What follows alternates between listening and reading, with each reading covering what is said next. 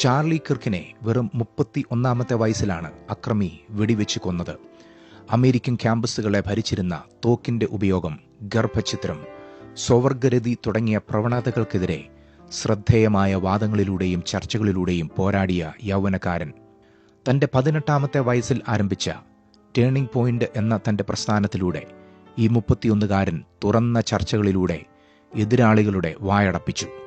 ക്രിസ്തീയ മൂല്യങ്ങളിൽ പടുത്തുയർത്തിയ അമേരിക്ക ഒരു ക്രിസ്തീയ രാജ്യമായി തുടരുവാൻ അദ്ദേഹം ആഗ്രഹിച്ചു. അമേരിക്കയിലെ ലിബറൽ പ്രവർത്തകരുടെ നേർക്കുനേർ നിന്ന് ക്രൈസ്തവ മൂല്യങ്ങൾക്കു വേണ്ടി വാദിക്കുന്നതിൽ പ്രമുഖനായിരുന്നു ചാർലി കിർക്ക്. ഇസ്രയേലിന് അനുകൂലമായും അദ്ദേഹം ശബ്ദമുയർത്തി.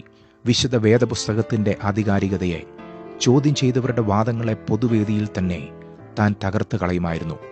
താൻ അനുഭവിച്ച ക്രിസ്തീയ രക്ഷയുടെ അനുഭവം ചരിത്രത്തിന്റെയും അനുഭവത്തിന്റെയും വെളിച്ചത്തിൽ സധൈര്യം ഉയർത്തിക്കാട്ടി. ട്രംപിന്റെ പല രാഷ്ട്രീയ ക്യാമ്പയിനുകളിലും ക്ഷണിക്കപ്പെട്ട അതിഥിയായി ചാർലി കിർക്ക് പ്രസംഗിച്ചിരുന്നു.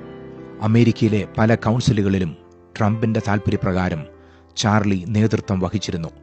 അമേരിക്കൻ ക്യാമ്പസുകളെ ഇത്രയും സ്വാധീനിക്കുവാൻ ശേഷിയുള്ള ഒരു യൗവനക്കാരൻ നമുക്ക് നഷ്ടപ്പെട്ടു എന്നാണ് ഡൊണാൾഡ് ട്രംപ് അഭിപ്രായപ്പെട്ടത്. യൂറ്റാ വാലി യൂണിവേഴ്സിറ്റിയിൽ 100 കണക്കിന് യൗവനക്കാരുടെ മുൻപിൽ തുറന്ന ചർച്ചയിൽ ഏർപ്പെട്ടിരുന്നപ്പോൾ ഒരക്രമി അദ്ദേഹത്തെ വെടിവെച്ച് കൊല്ലുകയായിരുന്നു.